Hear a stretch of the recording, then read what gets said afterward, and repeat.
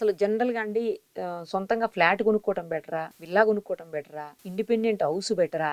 లేకపోతే గేటెడ్ కమ్యూనిటీలో ఫ్లాట్ కొనుక్కోవటం బెటరా అసలు? అంటే ఇది సబ్జెక్ట్ చాలా డిఫరెంట్ అండి. మీకు బ్రీఫ్గా చెప్తాను. హ్మ్. దాని గురించి మాట్లాడాలంటే చాలా ఉంది. We can do a next video. Okay. మీరేంటంటే మీ ఫైనాన్షియల్ కెపాసిటీ బట్టి మీరు డిసైడ్ చేసుకో. ఇప్పుడు మీరు కానీ నేను కానీ ఒక ఇల్లు కొనుక్కోవాలంటే ఫైనాన్షియల్ కెపాసిటీ నెంబర్ 1. నెంబర్ 2 ఏంటి, నా టేస్ట్.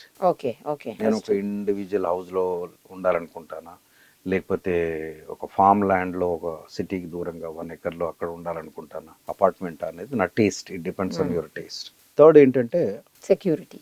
సేఫ్టీ, సెక్యూరిటీ ఇవన్నీ చూసుకోవాలి. ఇవన్నీ చూసుకున్న తర్వాత you can take a call. మీకు అపార్ట్మెంట్ తీసుకోవాలి, డబ్బులు ఎక్కువ లేవు అనుకుంటే అనుకుంటే ఫ్లాట్‌కి వెళ్ళిపోవటం ఫ్లాట్కి బెటర్. వెళ్ళిపోండి. అక్కడ మీ బడ్జెట్లో తీసుకోండి. తక్కువకొస్తది తక్కువకి కాస్త. వస్తుంది. మీకు అట్లా కాదు, మీకు అదే అపార్ట్మెంట్ అంటే నేను వెస్ట్లో రావాలంటే మీకు వెస్ట్ అంటే మీకు ఇటు సైడ్ శంషాబాద్ ఐటీ బెల్ట్లో అంటే మీకు 1.5-2 కోట్లు లేని అపార్ట్మెంట్ రాదు. ఆ కెపాసిటీ ఉంటే మీరు వెళ్ళండి. లేదు, మీకు it depends upon your taste and willingness అండి. Otherwise there is no point.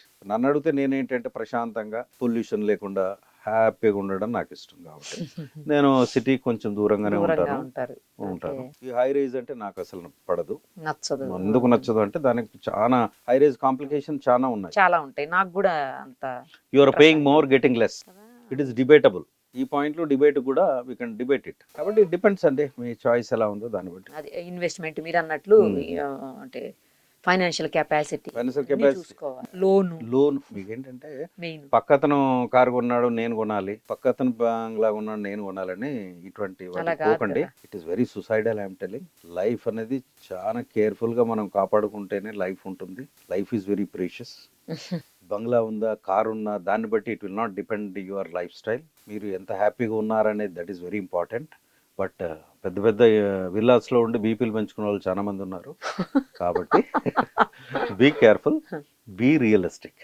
మీరు లోన్ కూడా నాకు తెలిసి 40-50%కి వెళ్ళండి. Don't go beyond that, because we never know what happens tomorrow.